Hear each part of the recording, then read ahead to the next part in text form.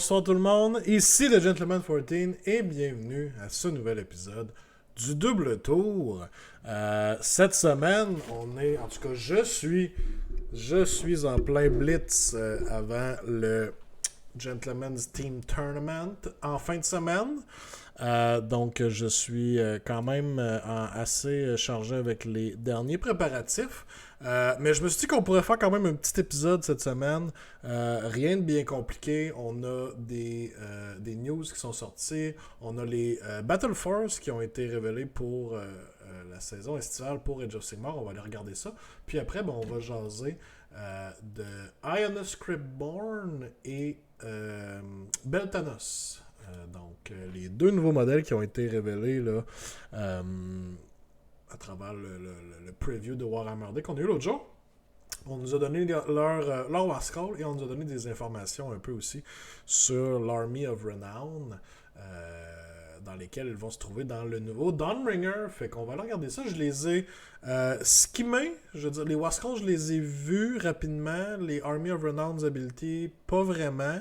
Fait que je vais en même temps regarder ça avec vous autres, puis on va voir. On va voir ce que ça donne, on va voir s'il y a de quoi à faire avec ça.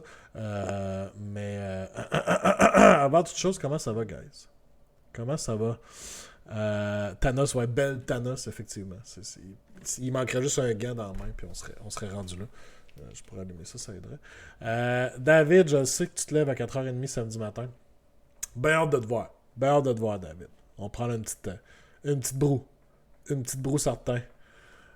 Donc c'est ça. Ça va quand même être short and sweet ce soir, mais je voulais quand même prendre la peine qu'on aille voir ça. Gros statement! Qu'on aille voir ça. David chez les Pingouins. On se rappelle de l'image, effectivement. Miniature DG, resub pour 32 mois. Mouah! Big love. Hâte de te voir. Ça fait trop longtemps. Ici. Celui-là. OK. Alright. Fait que vous les avez sûrement vus. Les nouvelles Battle Force qui s'en viennent. Donc, on en a 4. On a une... on va les passer. On a le Primordial Star Host. Donc, on en a une de Séraphon. Quand même très nice parce que on a tous des nouveaux modèles. Right? On a les Hunters of One-Chi 2 fois. On a 10 Saurus Knights. On a... les autres font partie des Hunters, là, les genres de Pteranodons. Des Croxigars, puis des Agradons avec le Slan, honnêtement. Tout du beau stock. Vraiment tout du beau stock, tous des beaux modèles. Boîte très intéressante. La boîte Seraphon Jazz. Je te comprends. Honnêtement, très sacoche. Puis bien entendu, vous avez le choix de construire vos Croxigars comme des Warspound au lieu. Donc, cool, on aime ça. Des grosses boîtes comme ça. Quand ça donne des rabais sur les units en dedans, puis que c'est tous des beaux modèles. A+. Ensuite de ça, on a la Praetorian Spearhead. Bone Reapers, donc 2x10 Mortec. On a le Leash Cavalos, qui peut être un Xanthos. On a les Death Riders. On a voyons. C'est quoi le nom de cette grosse patente-là, donc? Bone, quelque chose. Gotzar Harvester. My God, ça a été long. Avant que je l'aie. Et 2 paquets de 2 Morghast. Honnêtement, celle-là est quand même très value aussi. Je veux dire, c'est tout des modèles du range des Bone Reapers. Donc, techniquement, c'est tous des nouveaux modèles aussi. Mais vous avez pas mal de stock dans celle-là. Je suis quand même impressionné. Je pense qu'elle vaut la peine aussi, Bone Reapers, particulièrement. 20 Mortec, vous avez du stock, puis Bone Reapers. Bone Reapers, honnêtement, tous les modèles qui sont ici sont très jouables. Ils ont fait de quoi de pas pire avec le livre. Là. Fait que très cool, très nice. Ensuite, on a le Warhorde of Eternus. Donc, celle pour les Slaves to Darkness. Avec 5 Chaos Chosen, 10 Chaos Warriors. On a 5 Knights. Eternus, bien entendu. Et 3 Ogroid Theradons. Theradons, ouais, c'est ça. Puis ce qu'ils disent aussi, there's a twist, build Eternus as a Chaos Lord or a Demonic Mount and you've got a Force Lord to l'Archéon. Ouais, c'est ça. Dans le fond, vous pourriez juste dire que c'est un Chaos Lord sur Demonic Mount, right? I guess. Il est juste vraiment plus beau pour un Chaos Lord sur Demonic Mount. Mais celui-là est quand même nice aussi. Tout du stock jouable. Honnêtement, les Pterodons, les upgrades, on les voit pas beaucoup. Mais avec les réductions de points, je pense qu'ils valent pas mal plus la peine qu'avant. Très, très Glass Cannon. Honnêtement, je pense malheureusement le War Scroll le moins jouable dans tout ça, c'est probablement Eternus. Mais vous pouvez clairement faire d'autres choses avec lui. Là. Puis c'est vraiment un beau modèle de toute façon. Fait que, très, très sur la coche. Et finalement, on a Vangorian Court pour les Soulblight Gravelords. Donc on a 20 squelettes, 5 Blood Knights. Oh my god, excusez. Oh mon dieu. 5 Blood Knights, on a 3 Fellbats, on a 10 Direwolves et on a un Vangorian Lord. C'est la beauté de Soulblight. Tout est jouable là-dedans aussi. Quand même value. Je sais pas si cette boîte-là est aussi value que les autres quand je les regarde vite de même. En termes de rapport, ce que vous recevez dans la boîte versus le prix. Ça serait intéressant de voir. Je pense que Bone Reapers est dur à battre. Mais bon, j'ai l'impression que Soulblight c'est peut-être la moins. Surtout que le problème avec Soulblight, c'est que je veux dire, tout ça coûte pas grand-chose en points. Fait au final, ça vous prend plus de boîtes. En tout cas. C'est moi qui ai 3 heures de sommeil quand t'as pas le droit de bailler de même. Je sortais qu'en plus. Je te fais bailler à la maison. C'est ça qu'il faut. C'est ça qu'il faut. Fait cool. Pour vrai, les 4 Battle Force sont quand même sa coche. Avez-vous une préférée, vous autres? Y en a-tu une qui vous tente ou que vous pensez acheter? Honnêtement, quand je les regarde toutes, celle de Slaves to Darkness, je la trouve vraiment alléchante. Là. Je la trouve très cool. Tous des modèles jouables, tous des beaux modèles aussi, tous des nouveaux modèles. Honnêtement, ils sont vraiment cool les Battle Force cette année. Là. C'est tout des nouveaux modèles. Très nice. Fait que cool! On devrait voir ça arriver bientôt. Ça dit juste les pre-order soon. Hein? Alpha pre-order soon. Ok, fait que bientôt. Ouais, je pense qu'elles sont toutes bonnes. Ouais, moi aussi, je pense qu'elles sont toutes bonnes, honnêtement. Je pense qu'elles valent la peine. Tant mieux. Ce genre de boîte-là, c'est cool parce que vous pouvez juste l'acheter, tout simplement. Puis au pire, vous l'ouvrez pas, je veux dire, vous l'utilisez pas, vous allez très facilement revendre les modèles qui sont à l'intérieur. Si jamais vous changez de projet complètement ou whatever. C'est à fond la meilleure de la gang. Bon, on sait ta préférée. Fait que c'est ça pour les Battle Force. Maintenant, on va aller voir l'article qui est paru hier avec Ionis Cryptborn, le nouveau dragon Stormcast avec le Relictor sur le top, le Arch Relictor. On va aller voir de quoi ça a l'air un Arch Relictor avec son Ktorak, je sais pas comment on le prononce. Ktorak, ça doit être Ktorak, right? Le dragon qui est sur lequel il est. Ktorak. Donc, bon, ça, ces stats-là, on va les voir de toute façon tantôt. On va voir tantôt. The Draconids coming, Army of Renown, recreates the can. Yes, but every unit in his army must have the Stormcast now in Draconid. Ben, tout le monde devient Battle Line. Ça veut dire que même Krondys, Karazai, Stormdragard, tout le monde devient Battle Line.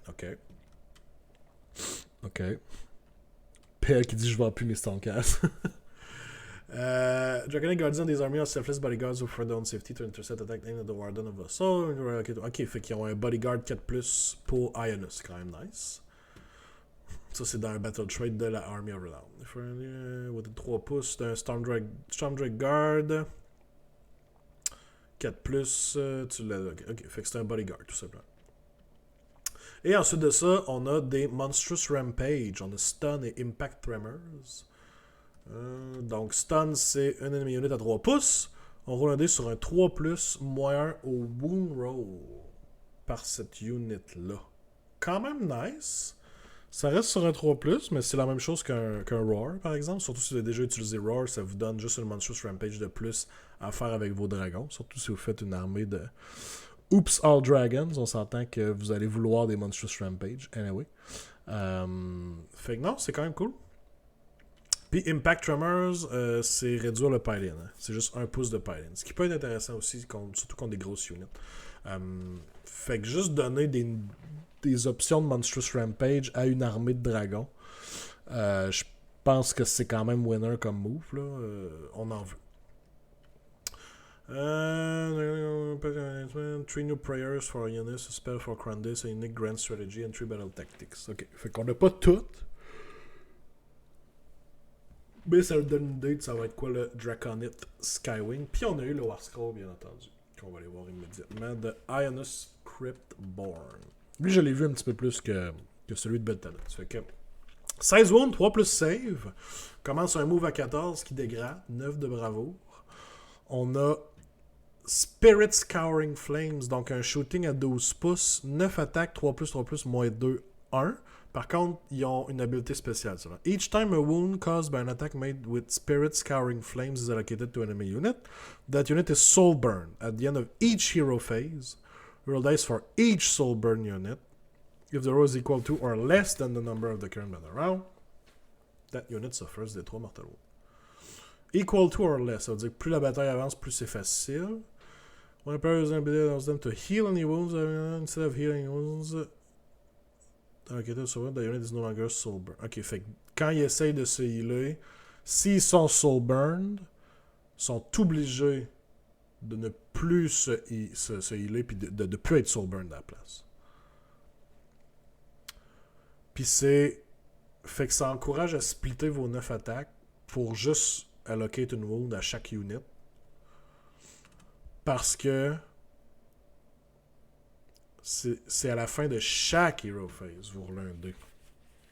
Fait que même la sienne et la mienne. Fait que ça peut faire quand même, si vous réussissez à splitter vos attaques puis réussir à mettre une wound sur plein de units, soul burn plein de units, ça peut commencer à faire pas mal de mortels. 9 attaques. Mettons qu'on en met 3 sur 3 units. On a des bonnes chances de soul burn chacune d'entre elles, quand même moins de drain. Après ça, en termes d'attaque, on a Soulbreaker, 4 attaques, 3 plus, moins 1, 2. Classique héros. Ancient Claws, 5 attaques, selon qui dégrade, 3 plus, moins 2, 2. Et Time Worn Fangs, 2 attaques, 3 plus, moins 3, 3. Puis le Ren dégrade. Ils ont-tu de quoi par rapport à ces attaques-là? Non, je pense pas. Je pense pas. Ok. Puis les habiletés, donc Fly, selon le LU. Draconic Horror units cannot receive Rally and Inspiring Presence within 12. Très bon comme habilité. Pas de Rally, pas d'Inspiring Presence. On aime ça. Scry Intent. Subtract from the attacks characteristic may open the target. Fait que ça, c'est la même habilité que Karazai et Krondys ont. Moins une attaque, super bon. Super bon debuff, gratuit. Arch Relictor. In your hero phase, this unit can chant 2 prayers, donc il va pouvoir avoir 2 prières au lieu d'un. C'est comme, oui, cette habilité-là, je l'avais vu, c'est comme un mini Teclis, mais avec des prières. Donc au début de la hero phase, vous devez dire combien de prières vous allez faire. Si vous dites que vous en faites juste une, quand vous faites la prière, elle est automatiquement answered avec un chanting roll de 6, puis pas d'autres prières peuvent être faites. Donc vous en faites une, autopass, tout ça va. Si vous dites que vous en faites 2, vous faites 2 prières normalement. Donc, vous avez quand même l'option de dire « Ah, j'ai vraiment besoin de cette prière-là. » Je la passe automatiquement. Ou, vous dites « J'en fais 2, peu importe, j'ai besoin de mes 2 prières, puis on les roule, peu importe. » Fait quand même nice. Et en plus de ça, au début de la Enemy Hero Phase, vous pouvez choisir un Endless Spell ou une Invocation. Nice.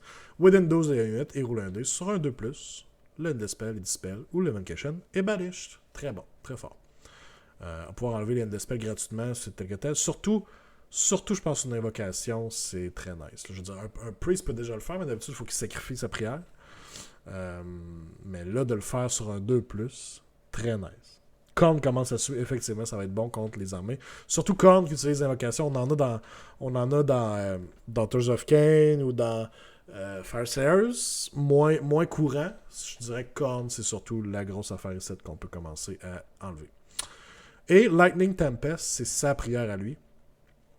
Lightning Tempest, prayer, un answer value de 3, range de 18. On choisit une unit within range. La unit est struck by lightning, souffre D3 mortel.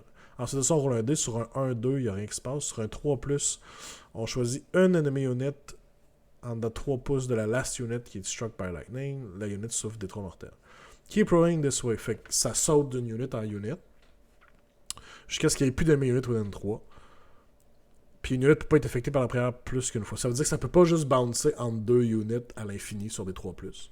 Mais si vous avez genre 6 units en dedans de 3 pouces l'une de l'autre, ben à chaque 3+ que vous faites, vous allez aller faire des 3 mortels sur les autres à côté aussi. Ok, c'est 18 pouces, c'est une petite prière de mortel, I guess. C'est pas la plus pratique, mais hey, ça peut venir pratique. Et il coûte 400 points. C'est un monstre, c'est un priest, draconite, stormcast. Deux choses. Vous me direz ce que vous en pensez. Est-ce qu'il vaut 400 points? Je pense que oui. C'est sûr qu'on n'a pas toutes les habiletés encore du Army of Renown. Est-ce qu'il vaut vraiment la peine dans un Army of Renown? Probablement. C'est dans l'Army of Renown qu'il gagne son 4+ bodyguard. Donc là, il est vraiment safe, vraiment bien protégé. Dans une armée Stormcast normale, je sais pas. Il y a des habiletés intéressantes. Le Arch Relictor, Pod Rally ou Inspiring Presence en dedans de 12. Tout ça, c'est très très bon. C'est quand même 16 wounds sur un 3+ safe. Il y a un problème aussi avec ces... Il y a un problème avec ces... Voyons. C'est keyword, parce qu'il n'a pas de keyword Lord ou Knight. Ça veut dire qu'en ce moment, Rule as Written, s'il prend une prière dans le Lord des Stormcasts, ou s'il veut utiliser une Holy Command des Stormcasts, ben le range est de 0. Il n'y a pas de range, parce que c'est mentionné dans le livre que, mettons, les Knights, le range est à 12, puis les Lords, le range est à 18 pouces. Mais là, lui, il n'y a aucun de ces keywords-là. Parce qu'ils ont bien dit que c'est un Arch Relictor, mais ils ont oublié un petit peu de lui donner au moins un keyword qui fit avec ça. Fait que j'imagine que ça va être corrigé. J'imagine qu'on va lui donner le Lord keyword là, pour qu'au moins il fasse toutes ses affaires à 18 pouces. Mais bon. Un petit oversight. Mais quand même très cool, très intéressant.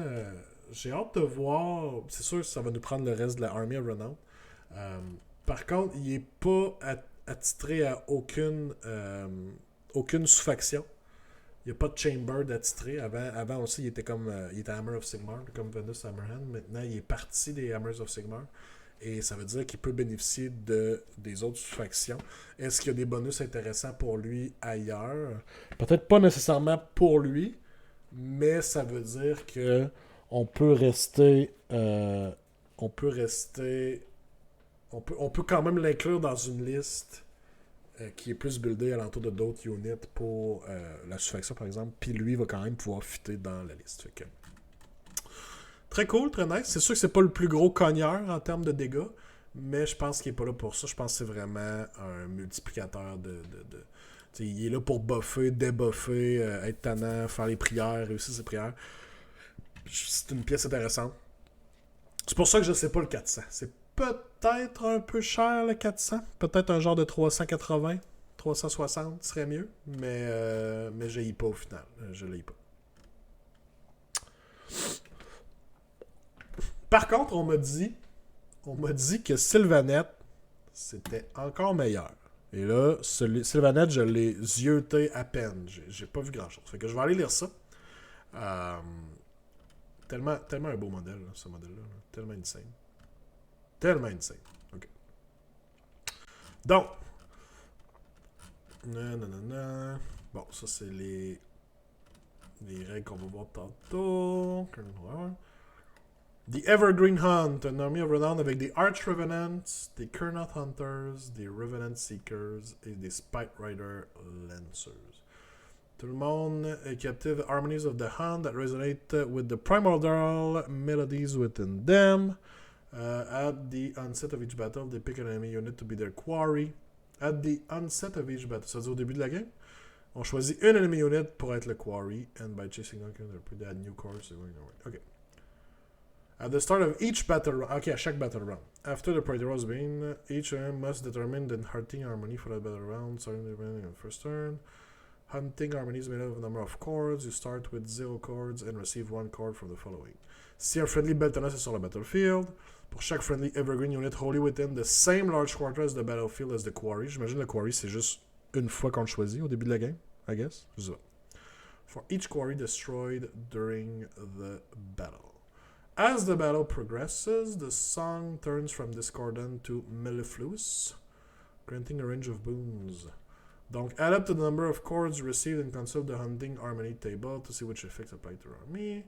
These effects are cumulative. If you have 6 chords, all of the effects apply. OK. Puis on les perd à la fin de chaque battle round. Fait que c'est... Chaque battle round, on recommence.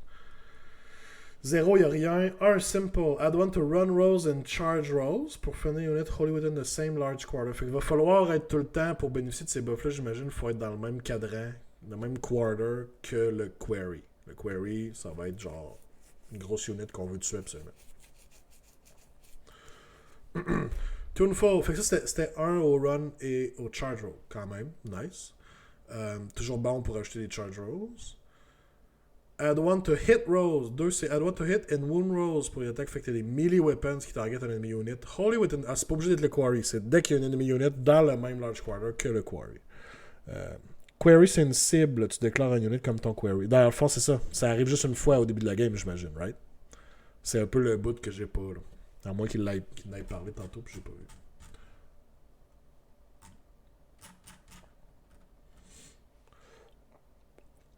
Tu déclares un unit comme ton query. OK. Fait que 2, c'était plus un tweet. Tour. 3 à 5, c'est melodic. Plus 1 aux attaques caractéristiques des melee weapons par les friendly units quand ils sont en dedans 3 pouces de query. Donc là, soudainement, ils veulent vraiment tuer ça. Et à 6, mellifluous. While a friendly unit is wholly within the same large quarter of the battlefield as the query, it is eligible to fight in the combat phase if it is within 6 inches of the quarry instead of 3. And it can move. Fait qu'on a 6 pouces de pile-in, puis on peut se battre à partir de 6 pouces. Très nice. Ça vient avec un common trait, Artifact of Power, Grand Strategy, puis 3 Battle Tactics. Kickstart in the Blades of the Box available to pre-order tomorrow. No. This pack book contains rules for 3 other armies that can win. Ok, cool.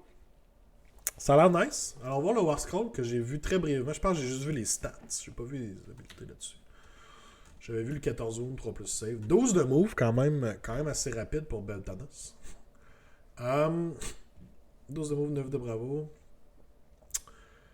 Pot shooting. Kurnoth Glaive, 4 attaques. 2 plus, 3 plus, moins 3, 3 quand même.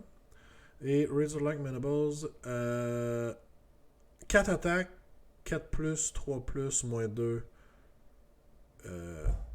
4 encore. Ok, ça, les attaques et le dommage dégradent en même temps dans le fond. Fait que au maximum, c'est 4 attaques, 4 plus, 3 plus, moins 2, 4. Ouh, quand même. Peut faire pas mal de dégâts.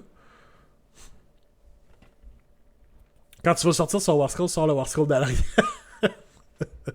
Je pense pas que ce soit une bonne idée de comparer les deux. Ok. Déjà là, en partage, j'ai pas vu les points. 360. Ouais, il va être genre la moitié des points dans l'arrière, puis il va amener plus. Hein. C'est ça qui va arriver. Hein. Il dégrade quoi à partir de 7 wounds, on perd du stock. La Warhorn descend. Ok, on va voir c'est quoi. Nature Etheric. In your hero phase, you can pick one terrain feature within 6 of this unit and roll a dice.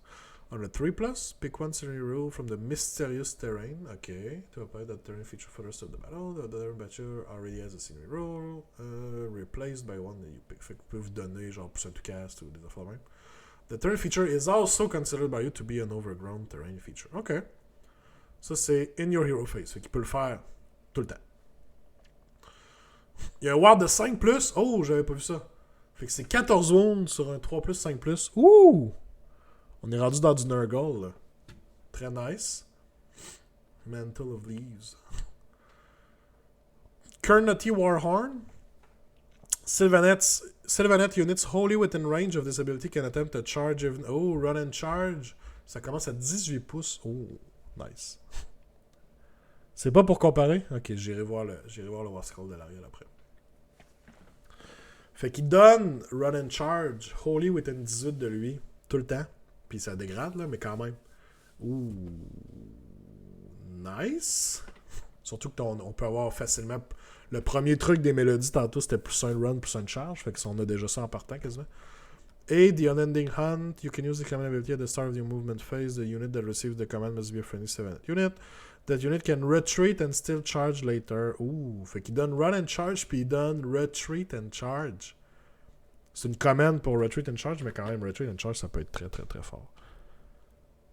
Oh. OK. C'est vraiment une grosse buff piece, ça, là. Pour 360 points. Amène des gros buffs. 14 zones sur un 3 plus 5, 3 plus save, 5 plus ward. C'est très tanky. Il peut faire des terrains alentour. C'est chill. Puis il se débrouille quand même en combat, right? Il se débrouille quand même pas pire en combat. Là. 4 attaques, 2 plus, 3 plus, moins 3, 3. Puis après ça, probablement 4 attaques, 4 plus, 3 plus. Fait qu'un plus 1, vous voulez quand même avoir qu'il y ait plus 1 tweet, là. Mais très nice. Les libellules avec Laurence, ça va être très hot. Ouais. C'est vrai. Là, tu voulais que je check. Oups, tu voulais que je check à l'arrière, ouais. Wapedia. Sylvain. À l'arrière. Qu'est-ce que tu voulais que je vois? Qui fait plus de dégâts qu'à l'arrière? Great Handlers sont quand même 4 plus 3 plus. Non, il ferait pas plus de dégâts à l'arrière, right? L'Ariel, elle summon, c'est ça l'affaire. L'Ariel est combien de points? 820 points. Ouf. On va voir ce qu'Ariel peut summon et va voir ses keywords. What? No way.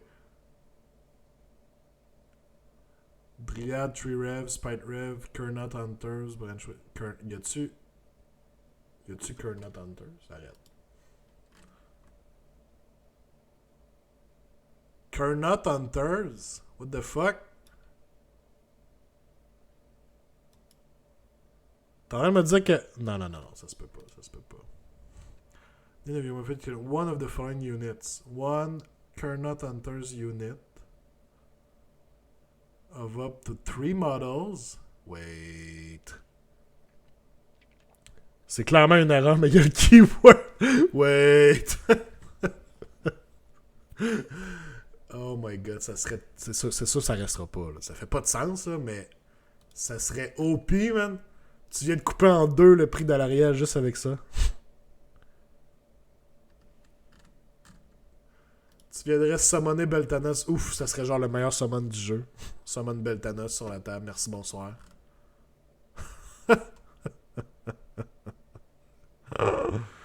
Probablement qu'il devrait pas avoir le Kernot Hunters keyword. Probablement qu'il devrait juste avoir un keyword genre Kernot. Mais je sais pas s'ils veulent qu'il y ait certains buffs par contre. Peut-être pour ça. Damn! Ouais, je pense pas que ça toffe, honnêtement. Je peux pas croire que ça va rester. C'est un peu... On va se dire c'est un peu stupide, là. Mais c'est une bonne trouvaille. Effectivement. On peut summoner un Beltanos gratuitement. Soudainement, à l'Ariel Stonks. Oh, wow. Mais non, je veux dire, si on oublie ce petit truc-là. Pour 360 points, right? Unique. Beltanos First Storm of Kernot. Honnêtement, je pense que Beltanos vaut vraiment la peine. On n'a pas vu encore l'Army of Renown au complet, bien entendu. Elle me semble très bonne. Mais je sais pas ce qu'on perd dans l'Army of Renown. Est-ce qu'on a pu Strike and Fade? Ça devient-tu plus une armée qui joue un peu plus traditionnellement, je dirais. C'est ça qu'on sait pas, là.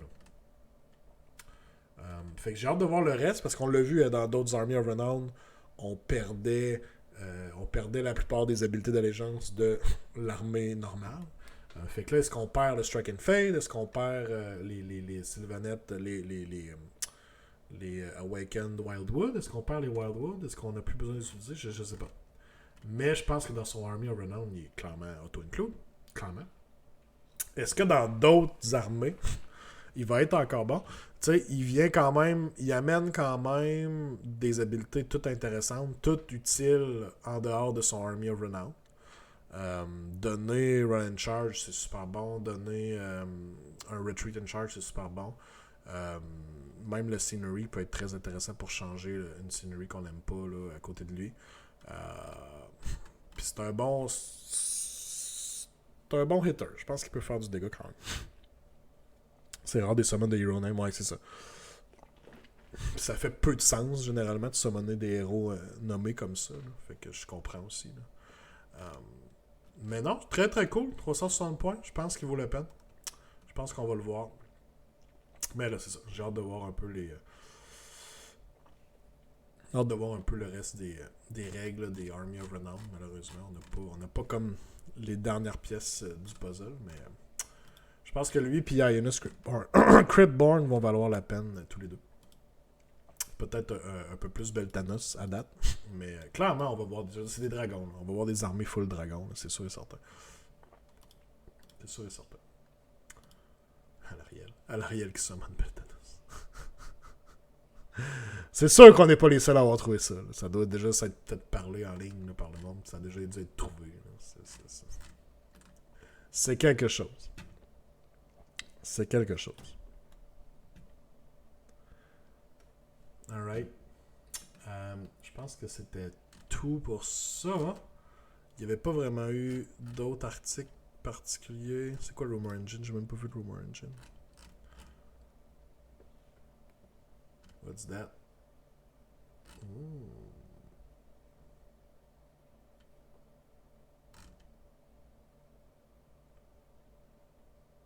Ça fait... J'aurais dit un peu Idonet, mais c'est pas mal de pics. Il y a pas mal de pics, finalement. Je sais pas. C'est peut-être AOS. C'est peut-être pas juste 40K. It is cool and or interesting. Ok, cool. Thanks. C'est du Daughter of King, tu penses? C'est vrai que ça pourrait peut-être fitter. Ils ont comme un œil ici, par contre. Là. Il y a comme la symbolique de l'œil ici. Là. Dans le haut. Je sais pas. Mais. Au moins, c'est pas du 40K. Ça peut peut-être nous... ça peut peut-être nous affecter. Fait que... Ah oui, puis ils ont preview les series qui s'en viennent, c'est vrai. Le livre qui sort... qui va être en pre-order. Je pense qu'ils ont pas mal annoncé toutes les... Oh, le cover est beau. Toutes les units vont être en pre-order, right? Sur la page Facebook, quelqu'un qui a trouvé le symbole, c'est Hellborn, The Crown ou un nom comme ça. Ah, ok, ils ont déjà fait des... Ah, ok. Bon, ben écoutons, si c'est du Daughters of King, tant mieux. Talia va être là. Le Pontifex. Frigate Cavalier Marshal. Frigate Marshal Envoy. Le Command Corps. Le Warforger. Fusil Major. Les Cavaliers. Les Fusiliers, ce que tout le monde attend. Les Steel Helms. Le Great Cannon. Ah, Dawnriggers qui s'en vient. Black Talons, oh nice. Ça c'est les boîtes, ça je vais voir les boîtes. Fait que lui c'est lui avec 2 Stormbringer tout simplement. Puis Blades of Beltana c'est 3 Kernot, 3 Spite Rider ou Revenant Seeker, peu importe, puis Beltanas, ok. Ah, Grimhold Exile, Harbinger of Decay tout ça, nice. Nice. Ok. Fulgrim, puis des livres. Alright, cool. Fait que nice, puis honnêtement, je me dois quand même aussi de mentionner que Games Workshop ont sorti, genre, ils ont parlé un peu des Armies of Renown, c'est tel que tel, un petit preview, mais ils ont donné gratuitement le War Scroll déjà de Cryptborn, de Beltanos, avant que les boîtes soient sorties. Genre, c'est super, là. Ça veut dire que le monde peut lire les War Scrolls puis prendre une décision éclairée après si est-ce que j'achète la boîte ou pas. Au lieu de, comme d'habitude, juste acheter la boîte parce que ça sort, puis dealer avec les règles après. Fait que c'est peut-être moins bon pour leur vente, mais c'est quand même beaucoup plus intéressant pour les consommateurs. Fait que good job. Good job Games Workshop. Bonne affaire de fait, ça. Fait que c'est de toute beauté. On va finir ça en toute beauté avec un petit big up à Games Workshop. Très court comme épisode ce soir, mais je l'avais dit tantôt. Les règles sont très bonnes par contre. Ouais, c'est peut-être pour ça qu'ils les ont montrées de toute façon. Dans le fond, les règles étaient tellement bonnes qu'ils voulaient juste les montrer pour être certain que le monde les achète, les modèles. I guess. Ça leur a pas tiré dans le pied pour cette fois-là, moi. Fait que merci guys d'avoir été là. Je fais un petit épisode très court ce soir, comme je disais tantôt. J'ai encore des préparatifs à faire pour en fin de semaine. Fait que je voulais quand même parler des règles qui sont sorties. Donc j'espère que vous avez apprécié.